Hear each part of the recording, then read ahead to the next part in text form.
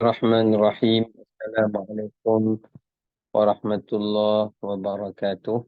Alhamdulillahi rabbil alamin. Wabihi nasta'in wassalatu wassalamu ala ashrafil mursalin wa ala alihi wa ashabihi ajma'in. Qala rabbi syrah li sadri wa yassir li amri wahlul 'uqdatam min lisani yafqahu qawli. Subhanaka la ilma lana illa ma 'allamtana innaka antal alimul hakim wa la haula wa la quwwata illa billahil aliyyil azim. Alhamdulillah, kita rafa'kan puji dan syukur kepada Allah Ta'ala di atas segala rahmat dan kurniaannya. Pada petang ini kita masih lagi diberikan peluang dan keizinan oleh Allah Subhanahu Wa Ta'ala untuk dapat kita bersama-sama memasuki tahun Masihi yang baru, tahun 2024. Moga-moga Allah Subhanahu Wa Ta'ala memberkati dan juga merahmati kehidupan kita dan memberikan kebaikan yang lebih baik daripada sebelumnya. Allahumma amin.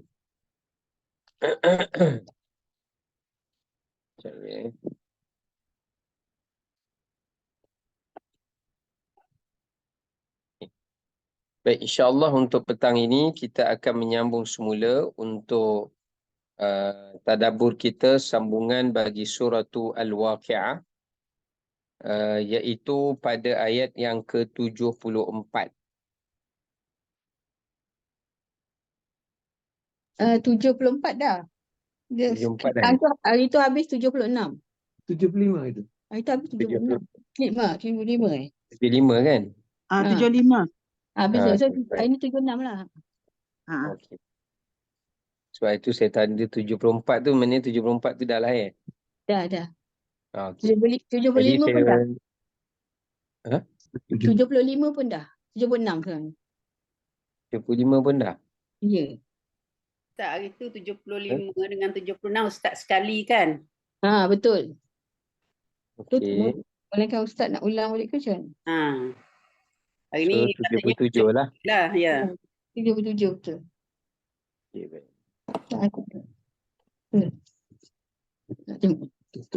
Baik, jadi saya sambung 77. Saya baca daripada ayat 77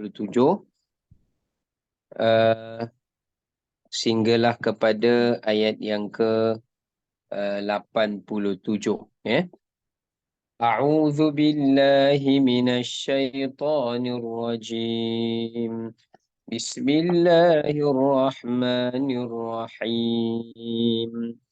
Innahu laqur'anun karim fi kitabim maknun la yamassuhu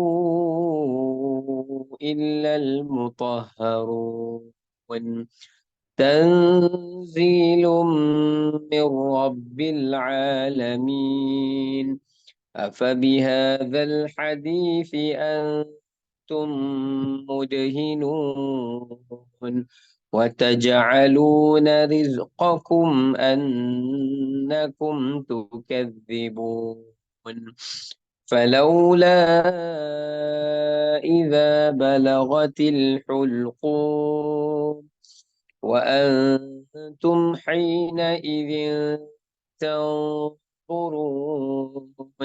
ونحن أقرب إليه منكم ولكن لا تبصرون فلولا إن كنتم غير مدينين ترجعونها إن كنتم صادقين. Baik, Sadaqallah. Kita baca terjemahannya. Bahawa sesungguhnya yang dibacakan kepada kamu itu, wahai Muhammad, adalah Quran yang mulia, yang tersimpan dalam kitab yang cukup terpelihara, yang tidak disentuh melainkan oleh makhluk-makhluk yang diakui bersih dan sucinya. Al-Quran itu diturunkan dari Allah Tuhan sekalian alam.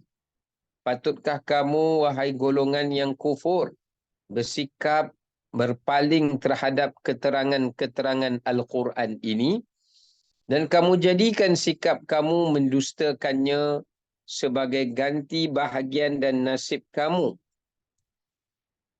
Ayat 83, maka alangkah eloknya kalau semasa roh seseorang daripada kamu sudah sampai ke kerongkongannya. 84, sedang kamu pada masa itu berada di sekelilingnya, menyaksikan keadaan kematiannya. Ayat 85, dan kami lebih dekat kepadanya daripada kamu, tetapi kamu tidak dapat melihatnya. Ayat 86, maka bukankah elok kalau kamu orang-orang yang tidak dikuasai oleh kami, maknanya kamu ini menjadi orang yang boleh terselamat daripada mati. Ayat 87, kamu dapat kembalikan roh itu ke dalam jasad jika betul kamu adalah orang-orang yang benar. Baik, jadi daripada ayat yang ke-77 sehingga kepada ayat 87, Allah Subhanahu wa taala ada menerangkan kepada kita tentang beberapa perkara. Yang pertamanya, Allah Subhanahu wa taala menerangkan tentang kemuliaan dan kesucian Al-Quranul Karim. Kemuliaan dan kesucian Al-Quranul Karim sebagai kitab Allah Ta'ala yang suci daripada sebarang penyelewengan dan sucinya ia untuk ia disentuhnya. Kemudian Allah bawakan kepada kita pula tentang bagaimanakah sikap orang-orang yang ingkar terhadap kebenaran Al-Quran. Kemudian yang ketiga, Allah bawakan kepada kita pula berkenaan dengan bagaimana saat manusia berhadapan dengan kematian. Jadi ada 3 topik utama daripada ayat yang kita bacakan tadi, daripada 77 sehinggalah kepada ayat yang ke-87. Ya. Baik, kita pergi satu persatu daripada firman Allah Subhanahu wa taala. Bermula pada ayat 77, Allah Ta'ala sebut, innahu laqur'anun karim. Pada ayat ini Allah Ta'ala bersumpah.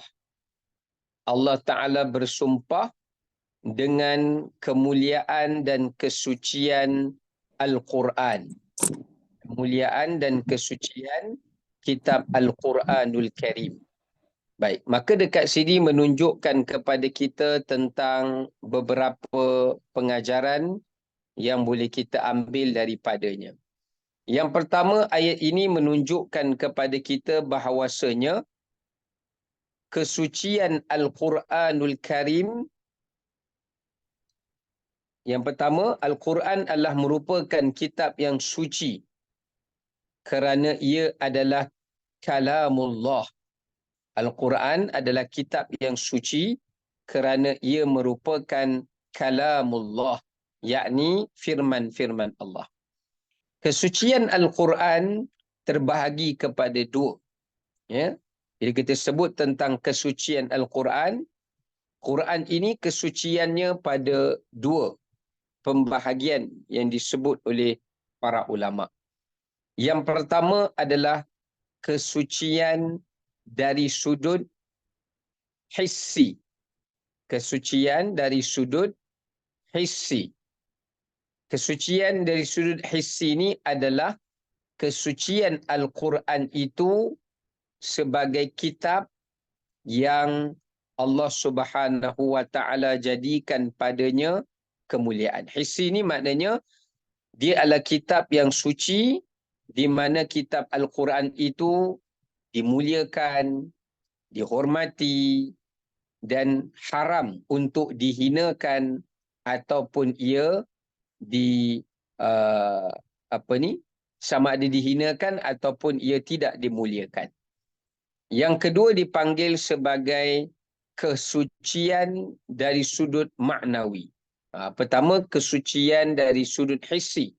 Suci dari sudut hissi ni saya dah sebut dah tadi, iaitu bagaimana Al-Quran ni disimpan di tempat yang suci, ditinggikan, dimuliakan, dan dia tidak disentuh melainkan oleh para malaikat yang suci, dan dia disuruh untuk kita menyentuhnya dalam keadaan kita suci. Itu dari sudut suci hissi, kesucian dari sudut hissi. Yang kedua, Quran ni adalah kesucian dari sudut maknawi. Kesucian maknawi ini bagaimana? Kesucian maknawi ini adalah Quran itu sucinya ia daripada segala kekurangan. Sucinya ia daripada segala penyelewengan.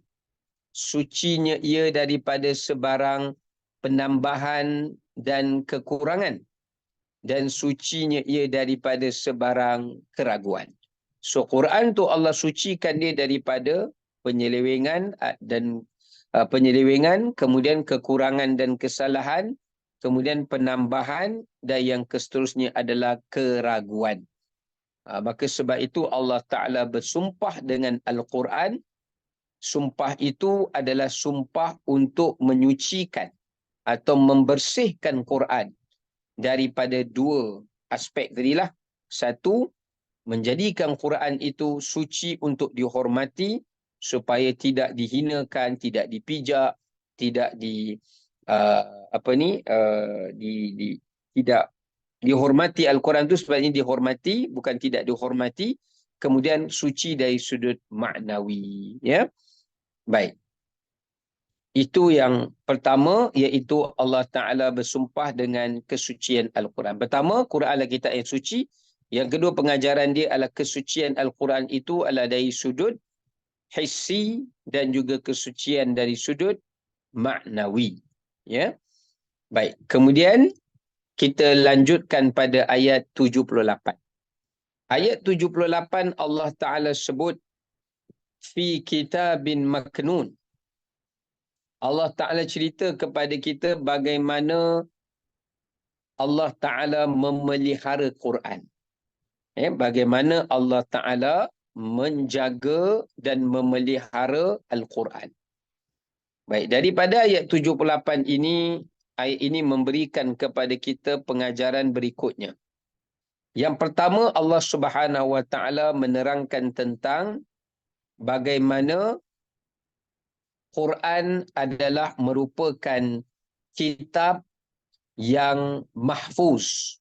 Apa dia pengajaran dia? Quran adalah kitab yang mahfuz. Apa maksud mahfuz? Iaitu kitab yang terpelihara dan dipelihara. Maksudnya Allah Ta'ala sebut pada ayat 78 ini bagaimana Allah Ta'ala menjaga dan memelihara Al-Quranul Karim sejak ia diturunkan, ketika ia diturunkan, selepas ia diturunkan, sehinggalah saat ia dinaikkan. Jadi Allah Ta'ala pelihara Quran ni ketika ia turun, selepas ia turun, dan setelah mana ia diangkat naik kembali kepada Allah Subhanahu Wa Ta'ala menjelang hari kiamat, pun Quran itu dalam keadaan dipelihara. Maka dekat sini menunjukkan kepada kita pengajaran bahawasanya Al-Quran adalah merupakan kitab yang dijaga dan dipelihara oleh Allah Subhanahu Wa Ta'ala daripada segala campur tangan dan segala perubahan dan segala penyelewengan. Jadi pada ayat 78, kalau ayat sebelum tadi cerita tentang kesucian Al-Quran, kali ini ayat ini menceritakan kepada kita bagaimana Allah Subhanahu Wa Ta'ala menjamin, bagaimana Allah Ta'ala memelihara dan menjamin dan memelihara Al-Quranul Karim itu sebagai kitab yang terpelihara dan dipelihara oleh Allah Subhanahu Wa Ta'ala. Ini bertepatan dengan firman Allah Ta'ala di mana Allah Subhanahu Wa Ta'ala berfirman, Inna nahnu nazzalna dzikra wa inna lahu lahafizun. Kata Allah Subhanahu Wa Taala di dalam ayat Al-Quran yang lain, sesungguhnya kamilah yang menurunkan kitab suci Al-Quran ini dan kamilah juga yang akan menjaga dan akan memeliharanya. Maka jelas dekat sini menunjukkan kepada kita bahawasanya Al-Quran adalah merupakan kitab, satu-satunya kitab Allah ataupun satu-satunya kalam Allah yang Allah Ta'ala pelihara daripada sebarang penyelewengan dan pelihara daripada sebarang campur tangan manusia dan jin di dalam merosakkannya. Ya, dipanggil kalau manusia yang Allah pelihara dipanggil maksum, tapi kalau kitab yang dipelihara dipanggil mahfuz. Jadi kena bezakan. Maksum rujuk kepada manusia yang dijaga oleh Allah. Kalau kitab yang dijaga oleh Allah dipanggil sebagai mahfuz. Ya, baik. Jadi berdasarkan kepada ayat 78 ini, bagaimanakah cara Allah Ta'ala memelihara Al-Quran? Ya, maka ayat ini memberikan pengajaran kepada kita bagaimana Allah Subhanahu Wa Ta'ala memelihara dan menjaga Al-Quranul Karim. Baik.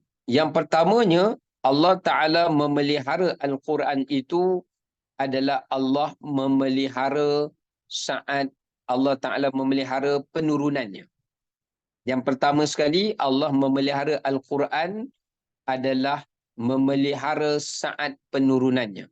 Ketika Allah turunkan Al-Quran ke langit dunia, Allah Ta'ala jaga Al-Quran itu daripada dicuri dengar oleh jin al-marid atau jin maradah yang cuba selalu mencuri-curi dengar firman-firman Allah Ta'ala di pintu-pintu langit, maka Allah Ta'ala pelihara daripada mereka dapat mencuri dengar ayat-ayat Al-Quran supaya mereka tidak mengada-adakan, menokok tambah, mengubah-ngubah, mereka-reka akan kandungan isi Al-Quran yang diturunkan kepada baginda Nabi Muhammad sallallahu alaihi wasallam.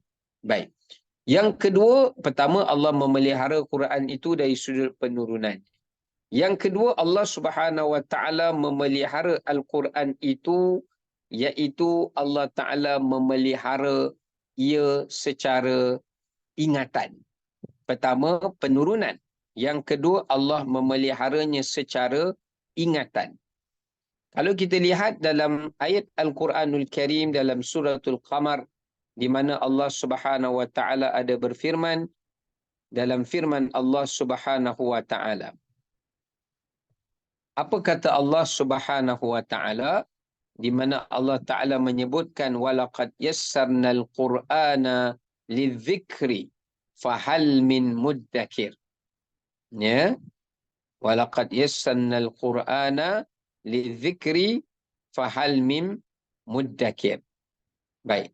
Apa maksudnya? Sesungguhnya kami telah mempermudahkan dalam menjadikan Al-Quran itu supaya ia mudah untuk diingati atau mudah untuk dihafal. Fahal min muddakir, kenapakah manusia tidak mengambil pengajaran daripadanya? Atau kenapakah manusia tidak mahu untuk mengingatinya? Baik. Jadi cara yang kedua Allah Subhanahu Wa Taala memelihara Al-Quran itu adalah dengan cara Allah Subhanahu Wa Taala menjadikan Quran itu adalah kitab suci Allah, kalam Allah yang mudah untuk dihafal. Sebab tu kalau kita lihat dalam satu kajian saya baca, 13.4 juta umat Islam di seluruh dunia yang menghafal Quran. Sama ada menghafal secara keseluruhan atau sebahagiannya atau beberapa surah daripadanya, ada 13.4 juta dalam satu kajian. Itu berdasarkan kepada rekod yang berdaftar, ya. Bayangkan kalau yang tidak berdaftar, mungkin mereka yang menghafal Al-Quran walaupun tidak keseluruhannya, hanya sebahagian atau beberapa surah daripadanya, mungkin jumlahnya adalah lebih banyak daripada jumlah 13 juta orang Islam itu. Berbanding dengan kitab-kitab agama yang lain, itu membuktikan, sebab itulah bila kita tahu pengajaran tadabbur ini, di situlah kita boleh membezakan di antara kitab suci Allah dengan kitab yang bukan suci. Kitab suci dengan kitab yang tidak suci. Kalau kitab suci ni dia mesti terpelihara. Sebab Allah memelihara dia, sebab tu dia jadi suci. Tapi kalau kitab yang tidak suci, walaupun asalnya suci, adalah apabila ia tidak dijamin untuk dijaga dan dipelihara. Salah satu bukti Quran itu kitab yang suci yang kita boleh buktikan adalah bagaimana Allah Subhanahu Wa Taala menjadikan Al-Quranlah satu-satunya kitab yang dihafal di dalam dada-dada dan ingatan manusia, supaya menunjukkan sebanyak 13 juta orang yang menghafal itu, mereka tidak berbeza sedikit pun satu kalimah ataupun satu huruf, apatah lagi satu surah dalam hafalan-hafalan mereka, melainkan semuanya sama.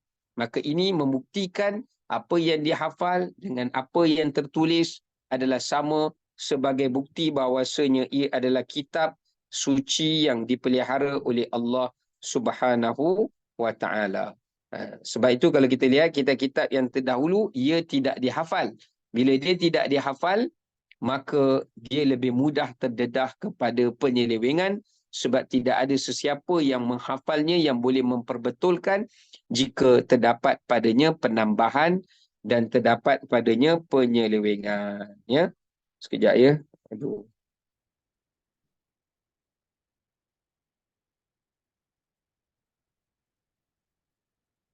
Okey, baik. Sambung balik. Yang ketiga, pertama kesucian penurunan, kedua kesucian dari sudut ingatan, dan yang ketiga, Allah Subhanahu Wa Taala menyatakan daripada pengajaran yang kita ambil dekat sini, yang ketiganya kesucian Al-Quran itu bukan dari sudut penurunannya sahaja, tetapi dari sudut teksnya. Teksnya tu adalah teksnya tu dihafal lah. Ingatan tu maknanya Allah memelihara teks dia. Maknanya dia punya teks dia tu tidak berubah. Yang ketiga, iaitu bagaimana Allah memelihara Al-Quran itu dari sudut maknanya. Dari sudut kandungannya. Ini dipanggil sebagai peliharaan tadi, pemeliharaan dari sudut teks. Ini adalah pemeliharaan dari sudut kandungan, konten. Ya, atau dipanggil penjagaan dhimni dalam bahasa Arab.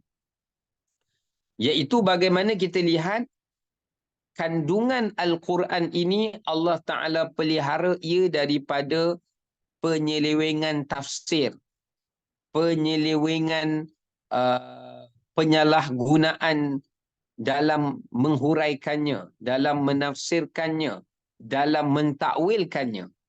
Jadi bukan sekadar Allah pelihara Quran itu dari segi teksnya yang asal, tapi Allah pelihara juga Quran itu daripada disalah tafsir ataupun disalahgunakan maknanya bukan pada tempatnya. Sebab itulah kita tengok dalam hadis Nabi SAW, Nabi SAW memberikan amaran yang keras kepada mereka yang menafsirkan Al-Quran dengan tafsiran yang salah. Dengan tafsiran yang salah. Sebagaimana ada di dalam hadis Nabi SAW, baginda bersabda, apa kata baginda? Man taqawwala bil Qur'ani bi ghairi ilmin faqad ta'ammada maq'adahu minan nar. Kata Rasulullah SAW, sesiapa yang sengaja bercakap-cakap tentang sesuatu tentang Al-Quran tanpa ilmu pengetahuan, maka akan disiapkan baginya tempat duduknya dalam neraka. Bayangkan ya, siapa yang cuba tafsir Quran, takwil Quran, bagi penghuraian yang tak ikut dia punya kaedah, tak ikut dari sudut metodologinya, tak ikut kepada dari sudut asasnya, maka Nabi SAW kata Allah telah siapkan baginya satu tempat di dalam lembah neraka khusus untuk menyeksa dia di dalam neraka itu. Ini bagaimana Allah pelihara penurunan, Allah Ta'ala pelihara teks, Allah Ta'ala pelihara kandungan Al-Quran itu dengan sepenuh-penuhnya. Ya, baik. Kemudiannya,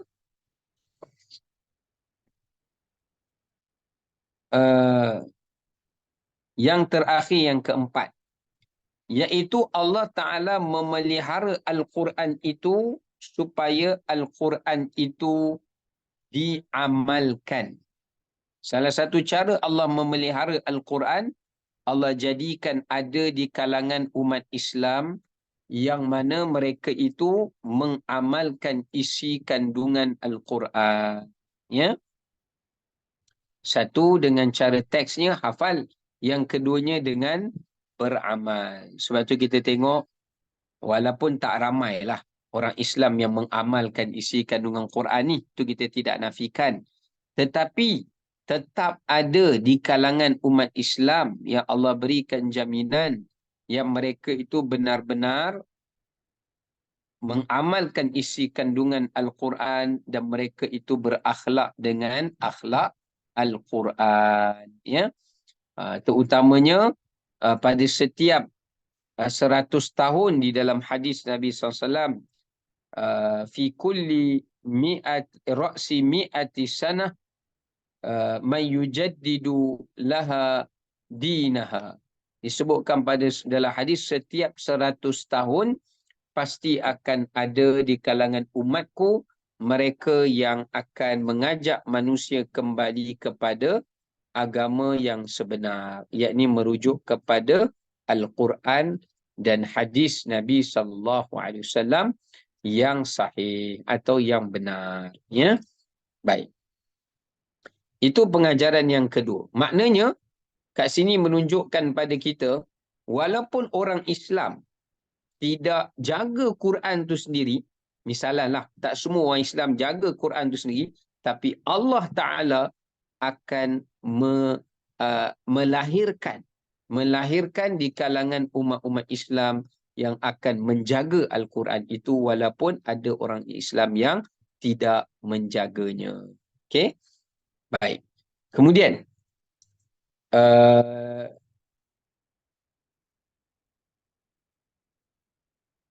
okey. Antara Allah Ta'ala jaga Quran tu dari sudut penurunannya, iaitu Allah simpannya di Lauh Mahfuz. Selain daripada Allah Ta'ala turunkan dia ke langit dunia, Allah Ta'ala menyimpan dia juga di Lauh Mahfuz. Ya? Sebab apa-apa saja yang tersimpan di Lauh Mahfuz, dia tidak akan dapat untuk dicuri atau diubah. Kerana ia adalah simpanan data-data berdasarkan ilmu Allah yang Allah Ta'ala sahaja yang berkehendak dan mengetahuinya. Ya? Maka di sini menunjukkan kepada kita sebagai dalil dan bukti bahawasanya Al-Quran adalah kalam Allah. Kenapa? Pertama, kerana ia tidak pernah mengalami sebarang perubahan, perbezaan, tambahan, pengurangan, penyelewengan sejak ia diturunkan sampailah ia diangkatkan kembali menjelang hari kiamat. Ya. Maka itu di antara bukti kebenaran Al-Quran daripada Allah Subhanahu Wa Taala yang wajib untuk kita imani, yakini dan percayai. Ya. Baik. Kemudiannya berdasarkan kepada ayat yang ke-79 pula. Kita lanjutkan pada ayat 79. Allah Subhanahu Wa Taala menyatakan la yamassuhu illal mutahharun. Setelah Allah sebut tentang kesucian Quran, Allah Ta'ala sebut tentang bagaimana pemeliharaan Al-Quran itu daripada sudut yang kita dah bincangkan tadi, kandungan, amal dan seumpama dengannya. Kemudian Allah Ta'ala kata antara jaminan Allah Ta'ala itu kesucian Al-Quran itu sehingga Quran tidak dapat disentuh melainkan para malaikat yang disucikan oleh Allah atau malaikat-malaikat yang bersih. malaikat-malaikat yang bersih. Maknanya pada ayat ni Allah Ta'ala sebut bahawasanya agungnya Al-Quran ini, tingginya kedudukan Al-Quran ini dari sudut zatnya, zat kitab Quran tu dan ilmunya, sehinggakan para malaikat yang terpilih, iaitu malaikat yang suci sahaja yang dapat menyentuhnya. Kenapa Allah sebut hanya malaikat saja yang boleh menyentuhnya? Kerana nak menafikan tuhmahan yang diberikan oleh kaum musyrikin yang mendakwa Quran ini datangnya daripada syaitan dan datangnya daripada jin.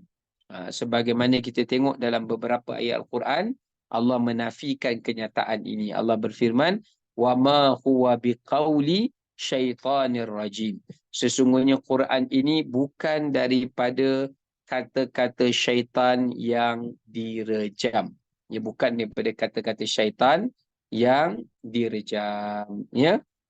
Jadi ia menafikan secara langsung mengenai dakwaan dan juga kenyataan yang ditomahkan oleh kaum musyrikin yang mendakwa Nabi SAW telah menerima Al-Quran itu daripada jin ataupun daripada syaitan, ya, sedangkan perkara itu tidak benar sama sekali, ya.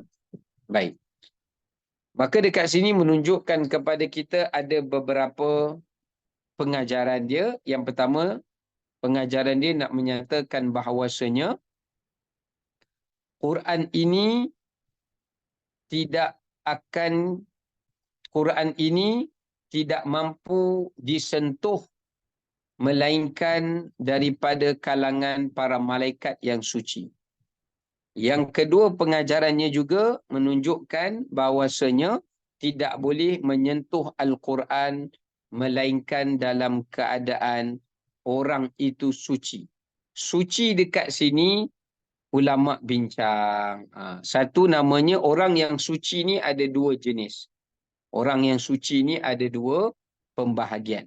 Pertama, nama mereka mutahharun. Yang kedua, nama mereka mutatahharun. Bezakan, ya. Mutahharun dengan mutatahharun. Kalau mutahharun, maknanya orang yang Allah sucikan dia, bersihkan dia daripada segala kejahatan, dosa dan nista. Sebab tu kita tengok para malaikat ni, mereka ini maksum. Ya, malaikat ini antara makhluk Allah yang maksum, yang bukan daripada kalangan Nabi dan Rasul. Selain daripada Nabi dan Rasul yang maksum, yang bukan daripada kalangan Nabi dan Rasul yang maksum adalah para malaikat. Ya, sebab Allah Ta'ala sendiri sebut dalam Quran, la ya'sunallaha ma amarahum wa yaf'aluna ma yu'marun. Kerana malaikat ni tidak pernah mengingkari perintah Allah Ta'ala sama sekali, dan mereka sentiasa mengerjakan apa yang Allah Subhanahu wa Ta'ala perintahkan kepada mereka. Okey? Baik.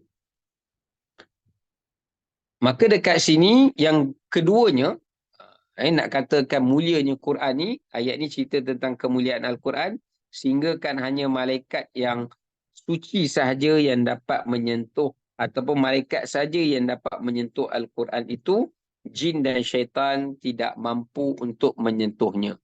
Yang kedua, ulama membincangkan daripada pengajaran ayat ini, iaitu tidak boleh menyentuh Al-Quran melainkan seseorang itu bersih. Okay, bersih dekat sini ulama berbincang. Satunya bersih dari sudut akidahnya, ataupun bersih dari sudut kepercayaannya. Maknanya mesti orang yang beriman. Orang kafir tidak boleh sentuh Al-Quran. Berdasarkan hadis Nabi yang lain, baginda bersabda, la yamassul Quran illa tahir. Tidak boleh sentuh Al-Quran melainkan orang yang suci, orang yang bersih. Apa maksud tahir kat sini? Tahir dekat sini maknanya merujuk kepada orang yang bersih akidahnya, orang yang bersih keyakinan dan kepercayaannya, maknanya mereka itu orang yang tidak menyekutukan Allah, mensyirikkan Allah Subhanahu wa taala. Ya. Baik. Okey, itu yang pertama. Ini sepakat para ulama. Sepakat para ulama, orang kafir tak boleh sentuh Quran kecuali orang beriman. Tetapi orang kafir boleh sentuh Quran yang terjemahan. Maknanya kalau Quran tu dah ditranslate, tak kisahlah bahasa Cina ke, bahasa orang putih ke, bahasa apa ke, maka mereka boleh sentuh Quran yang sudah diterjemahkan. Tetapi kalau kita nak bagi dia solid Quran tanpa terjemah, tidak boleh, sepakat para ulama, kerana Allah nak jaga kemuliaan Al-Quran. Allah Ta'ala kata tak boleh sentuh Quran kecuali mereka yang bersih.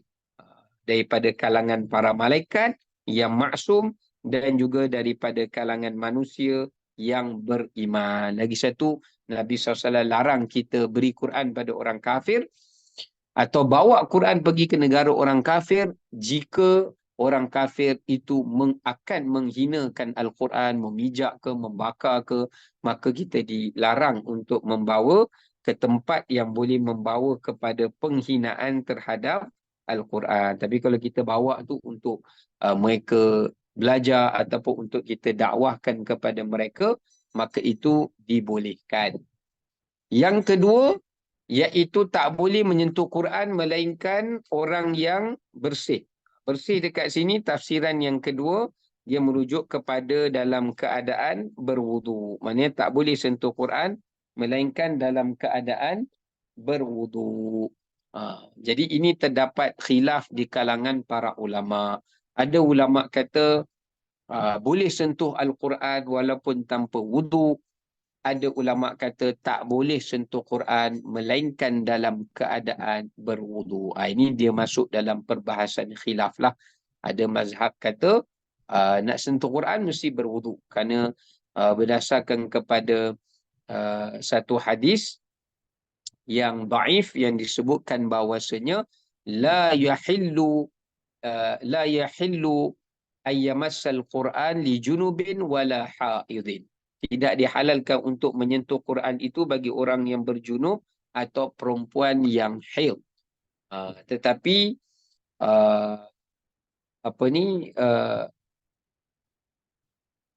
ulama sebahagiannya menyatakan bahawasanya hadis itu hadis yang lemah, maka dia tidak boleh dijadikan sebagai penetap hukum di dalam bab halal dan haram. Maka mereka yang membenarkan itu, mereka memberi alasan bahawasanya Nabi SAW tak benarkan Al-Quran itu dibawa kepada orang-orang kafir. Itu menunjukkan kerana orang kafir itu berjunub. Sebab mereka tak mandi junub. Ada yang berpendapat macam itulah, yang mengatakan orang yang berhadas ni tak boleh sentuh Al-Quran. Tapi ada pula yang mengatakan bahawasanya yang Nabi tak benar bagi pada orang kafir itu bukan semata-mata kerana mereka junub, tapi kerana takut mereka hina Quran, mereka bakar, mereka pijak ke, mereka duduk atas Quran ke, itu punca dia. Bukan semata-mata kerana mereka itu berjunub. Alasan mereka kerana Saidina Umar radhiyallahu an pernah memegang lembaran Al-Quran yang menjadi milik adik perempuannya Fatimah, lalu dia baca, kemudian dia masuk Islam. Walaupun masa tu Quran belum penuh, tetapi kan kalau orang tu berjunub ke, dia memang tak boleh sentuh Quran sama sekali. Sama ada Quran tu lengkap 30 juzuk ke, ataupun hanya ada satu surah ke, maka dia mestilah kena ada wudu. Tapi Sayyidina Umar pernah memegangnya, lalu membaca surah Taha walaupun tidak sampai habis, lalu ia memeluk Islam. Demikian juga adalah beberapa sahabat-sahabat yang sebelum keislaman mereka, mereka juga pernah menyentuh Al-Quran dalam keadaan mereka itu berhadas. Ya, makna berhadas ni maknanya merujuk kepada mereka belum Islam lah. Ya, mereka belum Islam, maka mereka sudah pastilah berada dalam keadaan hadas melainkan setelah mereka memeluk agama Islam. Tak apa, ini ada perbahasan khilaf di kalangan para ulama. Ada yang membenarkan untuk menyentuhnya, ada yang tidak membenarkan untuk menyentuhnya. Tapi pengajaran yang kita nak ambil dekat sini, bahawasanya Allah Ta'ala nak menyatakan kepada kita, Al-Quran ini hanya akan dapat pengajarannya, hanya akan dapat diperolehi petunjuknya, peringatannya bagi orang-orang yang ingin membersihkan dirinya. Itu pengajaran dia. Maksudnya Quran ni hanya akan memberi manfaat, memberikan pengajaran, memberikan peringatan, memberikan keinsafan, pedoman kepada mereka yang nak membersihkan diri. Bukan sekadar kita nak pegang Quran tu kena bersih saja, kena suci saja.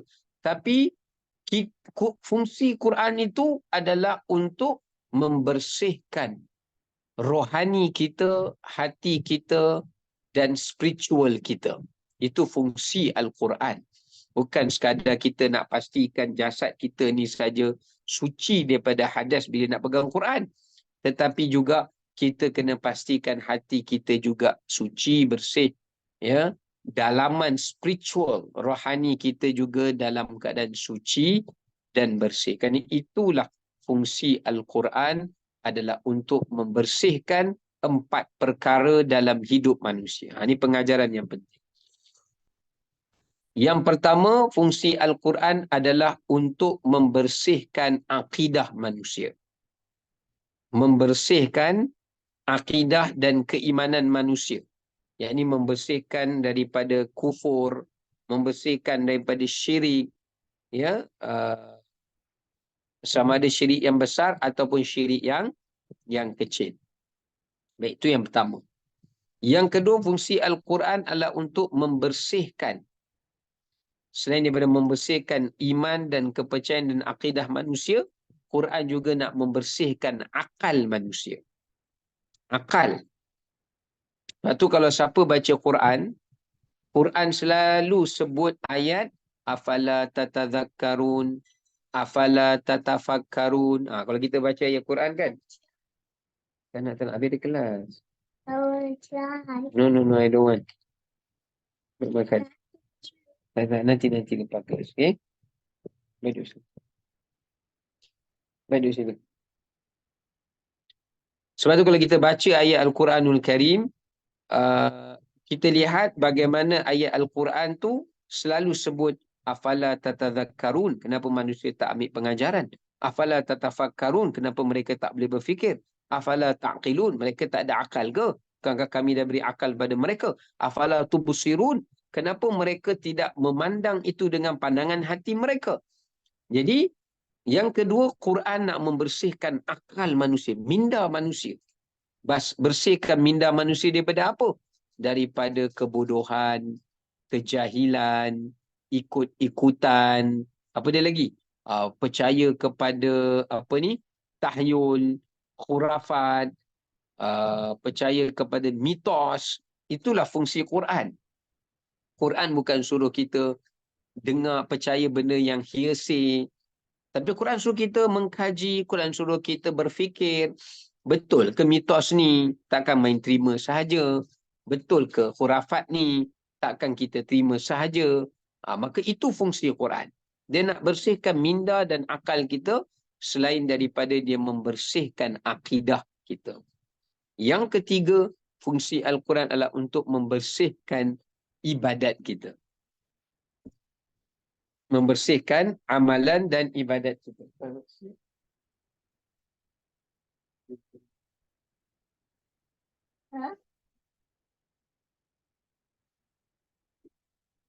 Okey.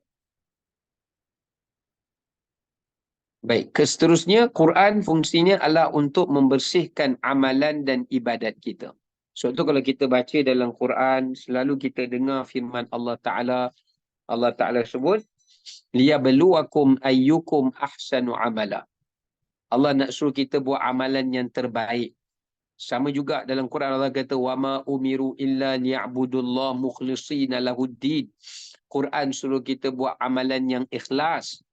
Jadi fungsi Quran nak bersihkan amalan kita daripada riak, daripada sum'ah, daripada ujub, daripada ghurur, daripada tidak ikhlas, amalan yang khayal, amalan yang tidak khusyuk, dan ataupun amalan-amalan yang bid'ah, yang direka-reka, yang tidak ada rujukannya di dalam agama, amalan-amalan yang sesat, amalan-amalan yang sengaja direka-reka cipta, yang tidak ada contoh dan panduannya daripada agama, maka ini fungsi Quran, bersihkan amalan kita.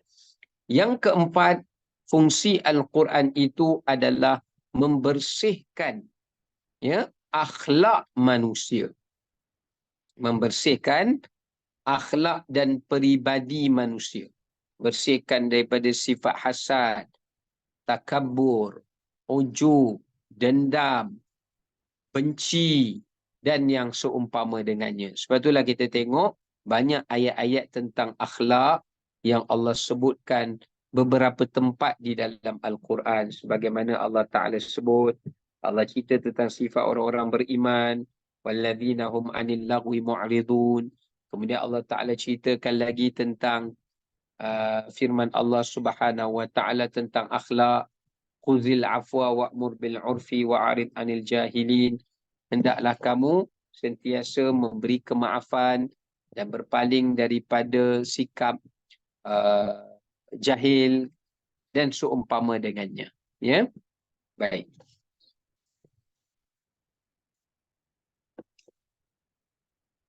Seterusnya, kita pergi kepada ayat 80.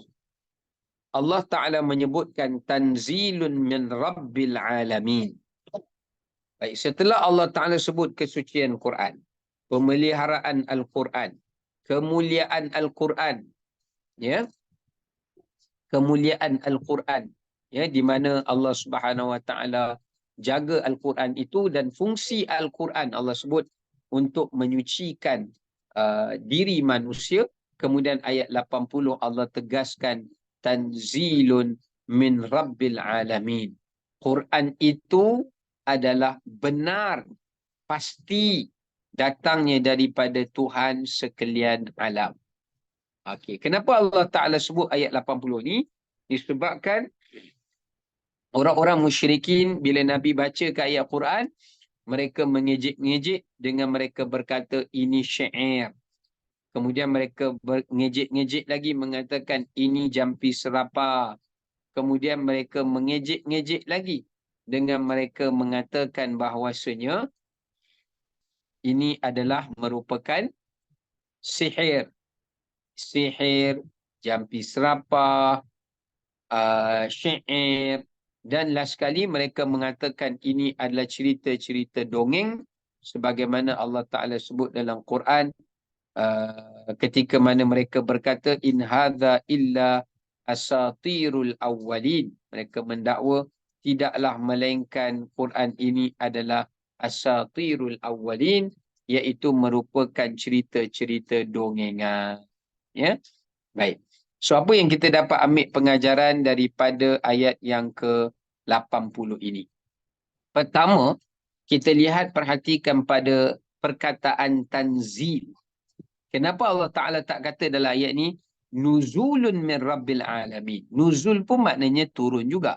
Sepatutnya boleh je Allah Ta'ala kata nuzulun min rabbil alamin. Quran ini turun daripada Tuhan sekalian alam. Tapi Allah Ta'ala sebut tanzilun min rabbil alamin. Kerana kalau Allah sebut perkataan nuzul, maknanya Quran itu turun sebuah kitab sekaligus kepada Nabi Muhammad SAW. Tapi kalau Allah kata tanzil, maknanya Quran tu bukan turun sekaligus dekat Nabi Muhammad SAW. Sebaliknya Quran itu turun peringkat berperingkat, sedikit demi sedikit kepada Nabi Muhammad SAW. Tak ni habis di kelas nanti. Tunggu habis kelas. Maknanya Allah turunkan ayat Al-Quran itu peringkat demi peringkat kepada Nabi Muhammad SAW. Maka dekat sini Allah kuatkan lagi hujah, Allah perkukuhkan lagi hujah bahawasanya Quran tu daripada Allah. Apa buktinya? Buktinya kalau betul lah Nabi Muhammad SAW yang reka Quran ni, nescaya Quran ini sudah lengkap 30 juzuk sebuah kitab. Tapi ternyata Quran ini belum lengkap. Ya, kerana dia diturunkan kepada Nabi SAW. Sebenarnya Quran ni dah lengkap dah. Kat langit dunia tu turun memang 30 juzuk. Tapi maksud saya, dia turun kat Nabi SAW tu belum lengkap 30 juzuk. Belum lengkap. Maknanya dia masih mengalami proses penurunan. Maka di sini menguatkan lagi hujah bahawasanya Quran itu bukan rekaan Nabi Muhammad SAW. Dan nak menyatakan bahawasanya Quran itu bukanlah jampi, bukanlah syair, bukanlah sihir. Ya? Sebab kalau Quran tu sihir ataupun Quran tu jampi, maka nescaya Quran itu tidaklah berperingkat-peringkat dan terikat dengan situasi tertentu untuk ia diturunkan. Sebab sihir ni kan, jampi serapan ni kan kita boleh baca masa bila-bila saja. Kita boleh ucapkan pada bila-bila saja. Masalahnya Nabi SAW tak boleh baca Quran. Melainkan pada waktu-waktu bila ayat Al-Quran tu turun saja. Baru Nabi SAW boleh bacakan ayat Quran itu. Maka itu sudah menolak dakwaan sihir dan juga jampi serapah. Dan tidak juga dengan syair. Syair pun kita boleh ungkapkan bila-bila masa sahaja. Ya. Baik. Cuma pengajaran yang saya nak fokuskan kat sini, perkataan tanzil tu. Perkataan tanzil itu, kenapa Allah guna perkataan tanzil? Ini menunjukkan ada satu pengajaran yang kita boleh ambil. Yang pertama, ayat ini menunjukkan kepada kita bahawasanya pendidikan Al-Quran. Apa dia? Allah nak cerita tentang mendidik manusia mengikut pendidikan Al-Quran. Maksudnya bila kita nak tarbiyah manusia, nak didik manusia, kita kena ikut cara pentarbiahan dan pendidikan Al-Quran. Bagaimana pendidikan Al-Quran? Salah satu keistimewaan dalam pendidikan Al-Quran ini sebenarnya ada banyak, ya, tapi saya sebutkan dua sahaja. Tiga sahaja. Sebab saya nak fokuskan apa yang disebutkan oleh Al-Imam Ibn Ashur. Imam Ibn Ashur kata daripada pengajaran ayat ini bahawasanya ada tiga keistimewaan dalam pendidikan Al-Quran. Sebab pendidikan Al-Quran ini pendidikan yang berjaya. Ya. Baik. Sebab itulah Nabi SAW berjaya mendidik masyarakat Arab. Bayangkan daripada dahulu jahiliah, keras kepala, degil, berdendam, suka bergaduh. Apa lagi? Semualah sifat-sifat tak baik itulah. Bunuh anak perempuan. Mana ada orang bunuh anak sendiri. Walaupun perempuan kan. Tapi tak sampai hati nak bunuh anak sendiri. Bunuh. Tapi bila kena pendidikan Quran, subhanallah, mereka menjadi manusia yang sangat hebat. Kenapa? Sebab pendidikan Quran itu. Ada tiga keistimewaan. Yang pertama, keistimewaan pendidikan Al-Quran adalah iaitu Al-Quran itu pendidikannya bersifat tadarruj. Ini diambil dari perkataan tanzil. Tadarruj. Apa itu tadarruj? Iaitu secara berperingkat-peringkat. Stage by stage. Sebab itulah Quran ini diturunkan selama 23 tahun. Bukannya 3 tahun saja. 23 tahun Quran itu diturunkan. Sikit-sikit. Sebab apa? Sebab Allah nak membina kehidupan yang hebat ni, dia perlu bina daripada tapak. Dia perlu bina daripada basement, kemudian baru naik tiang dia, pilar dia, baru naik tingkat 1, tingkat 2, tingkat 3, sampailah menjadi darjat orang yang bertakwa kepada Allah Subhanahu wa taala.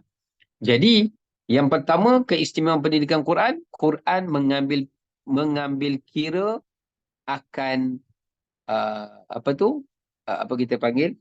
Quran dalam pendidikannya dia mengambil kira tentang konsep berperingkat ataupun berstrategi atau bersistematik. Ya, maknanya susun satu persatu. Sebab tu bila Allah nak mengharamkan sesuatu pun Allah haramkannya secara berkala.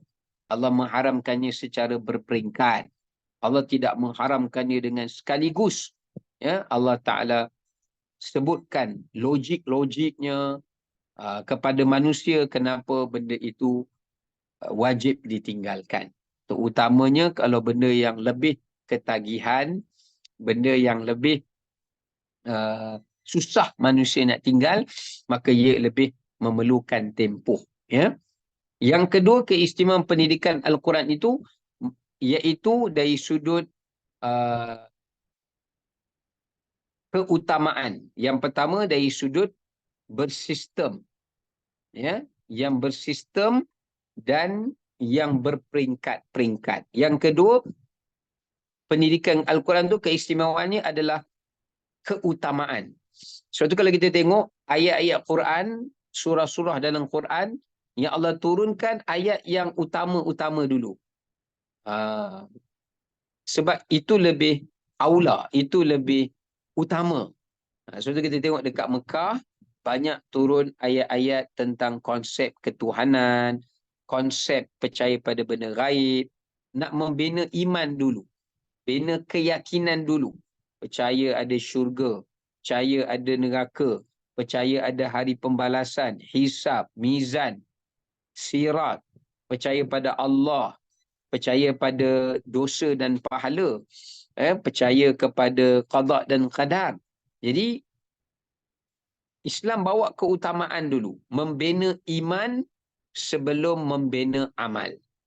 Sebab amal tanpa iman seperti debu yang berterbangan. Tapi kalau iman tanpa amal, iman masih boleh hidup tanpa amal. Cuma iman itu iman yang tidak sihat. Ya, iman yang tidak sihat seperti perumpamaannya kata para ulama, iaitu umpama benih pokok yang tidak mengeluarkan hasil. Tapi kalau amal tanpa iman, lagilah tak ada apa, nothing. Ya, maka sebab itu pendidikan Quran lebih menumpukan amalan batin sebelum amalan zahir. Maknanya Quran mementingkan amalan keimanan dulu, membina iman dulu. Takut tengok Allah, sentiasa rasa Allah melihat.